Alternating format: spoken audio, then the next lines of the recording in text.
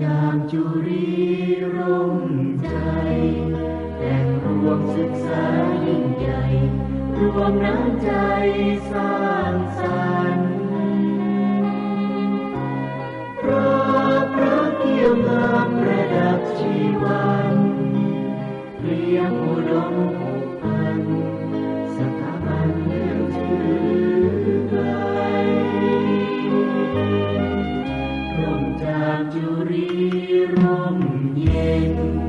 ร่วมเย็นร่วมมิตรดีเด่นให้ร่มเย็นสุขใจเรียนรู้ภาคเพียรเป็นหนึ่งของไทยนำพาชีวิตสดใสให้ก้าวไปมั่นคงสีชมพูเธออยู่ในใจพระ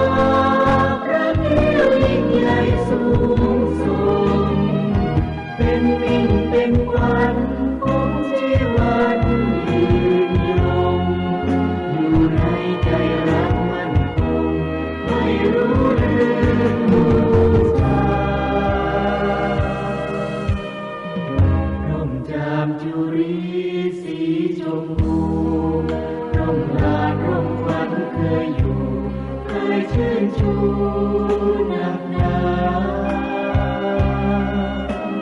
มาแล้วจำใจจำจากจำลาเรียนอุดมศึกษา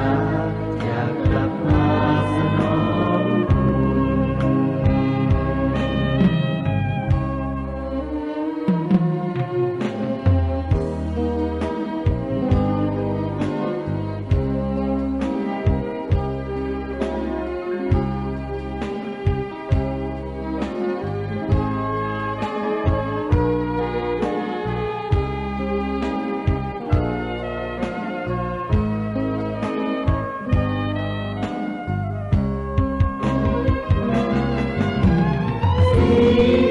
ชมพูเกิดอยู่ในใจ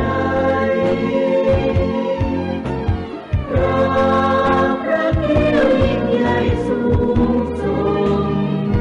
เป็นมิ่งเป็นขวัญของชีวันยืนยงอยู่ในใจรักมั่นคงไม่รู้ลืมบูชาร่มจามจุรีสีชมพูร่มลานร่มขวัญเคยอยู่เคยชื่นชูนักหนามาแล้วจำใจจำจากจำลาเรียนอุดมศึกษาอยาก